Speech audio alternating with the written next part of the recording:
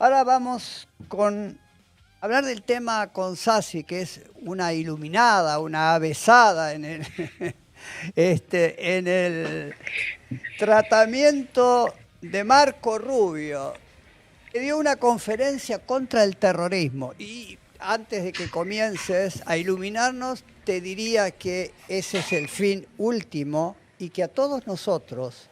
que no somos adeptos a esa secta que gobierna el mundo, nos van a tratar de terroristas y nos van a tratar de encarcelar, callar y, si es posible, yo creo que también matar.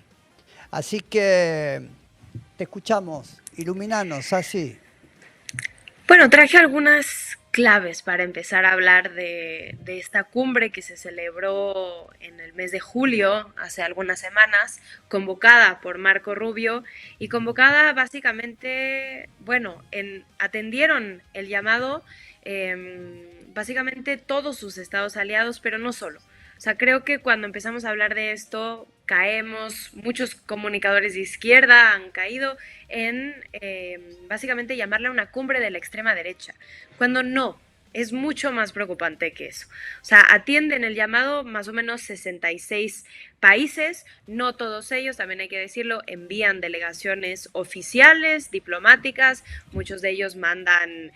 pues básicamente a figuras externas al gobierno, al partido en el gobierno, a los mandatarios oficiales, pero atienden el llamado 66 países. Entre los invitados y que no asistieron fue, por ejemplo, también, y esto es curioso, también invita a Marco Rubio a países gobernados por el progresismo. O sea, extiende la invitación al México de Claudia Sheinbaum, al Brasil de Lula da Silva, también a la Colombia, aún de Gustavo Petro. Obviamente que ninguno de los tres atiende el llamado para atender a la cumbre, pero digo que no es una cumbre de extrema derecha porque los países que sí atienden la invitación y que sí mandan una delegación son, por ejemplo, la España de Pedro Sánchez o Canadá, que últimamente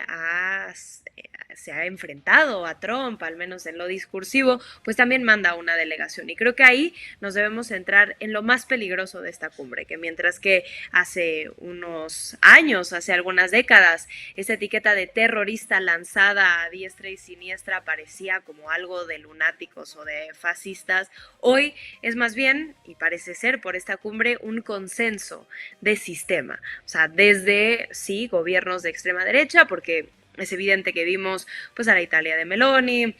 vimos a Hungría, vimos a países de América Latina aliados a Estados Unidos, vimos a una delegación argentina, vimos a una delegación chilena, pero no solo, sino que al extenderse este consenso de llamar terrorista a la izquierda, si se extiende ese consenso en todo el espectro político, desde la extrema derecha, pero hasta la socialdemocracia, pues entonces es que nos debemos de preocupar, porque es de la misma forma que el macartismo original durante la Guerra Fría, pues tenía a los comunistas como el enemigo, y no importara si fuera un presidente medianamente progre, pero el comunismo como ese fin último de romper lo existente, pues sí era últimamente el enemigo. Y con eso, o sea, nada más les traje como 4 de los puntos que se discutieron ahí. Podemos hablar del discurso de Marco Rubio, podemos hablar de muchísimas cosas, pero los 4 ejes, y creo que si quitamos un poco la paja, los 4 alfileres con los que nos debemos de quedar y los 4 acuerdos que se hicieron fueron: uno, el intercambio de inteligencia. Básicamente se propuso y se consensuó crear una red global para rastrear células terroristas. Esto puede ser desde un movimiento social, desde un partido político, desde un sindicato, desde un grupo de comunicadores, desde un medio de comunicación, etcétera, etcétera. Puede ser lo que sea. Dos, sanciones financieras.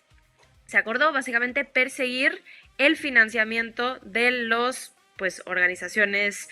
sociales, de los partidos, otra vez, de los sindicatos, de todo grupo que pueda ser catalogado como terrorista, es decir, todo grupo de izquierda puede ser sujeto a investigaciones por la inteligencia, no solo estadounidense, sino de todos los países que básicamente se alineen a este objetivo, pueden ser rastreados ilegalmente, obviamente, porque esto no es legal, puede ser rastreado su financiamiento y no importa de qué país sea, obviamente que si van a intentar buscar que el financiamiento venga de Rusia o de Irán, como antes fue de Venezuela, que a todos los partidos de izquierda los atacaban de ser financiados por Venezuela. Tres, designaciones terroristas, básicamente expandir a nivel global la lista de grupos catalogados como terroristas. Ya empezó Marco Rubio a enlistar los países dentro de este grupo, y hace rato mencionaba Diego los tratados de Isaac, que se celebran y de manera mucho más clandestina que esta cumbre. Se celebró también una cumbre en Buenos Aires en donde participaron más o menos 12 países, sobre todo, bueno, no, en los tratados de Isaac básicamente es, como dijo Diego, extender los tratados de Abraham, o sea, el modelo de tratados de Abraham, en donde ciertos países de Asia Occidental normalizan relaciones con Israel, y de la misma forma que ciertos países de América Latina, la gran mayoría, normalicen relaciones con Israel. Esa cumbre se celebra casi simultáneamente a esta cumbre contra el terrorismo, y ahí básicamente una de las exigencias que se les hace a estos 12 países, que bueno, no todos mandaron delegaciones oficiales, sino que muchos eran partidos de oposición y la mayoría eran legisladores, pero básicamente la misión que le encomiendan a estos legisladores es que designen como terroristas a Hamas, a Hezbollah y al ejército iraní. Y esto embona perfectamente con lo que paralelamente les exige Marco Rubio a estos 66 países, que es la designación de grupos terroristas. Y no solo estos tres, sino básicamente empezó a sacar una lista, pues desde, otra vez, partidos políticos, desde organizaciones que debían estos países de tipificar como terroristas. Y 4, para terminar, básicamente la contrapropaganda, que es pues una ofensiva mediática, comunicativa, para criminalizar el discurso de la izquierda. Y esto otra vez embona perfectamente con otra de las misiones de los tratados de Isaac en esas vísperas, que fue básicamente desde impartir en la educación pública de nuestros países en América Latina, básicamente un discurso contra el antisemitismo, o eso es lo que dicen, pero también, y lo dicen directamente, crear pues una ofensiva mediática en donde alineen el discurso de América Latina con Israel, evidentemente hablando en español, hablando nuestro idioma, en nuestro código, pero con un discurso fuertemente pro-sionista. Y esto, pues obviamente que lo tenemos que ver en conjunto, porque es un plan tanto de Marco Rubio, del establishment estadounidense, como también de Israel, porque operan en unísono.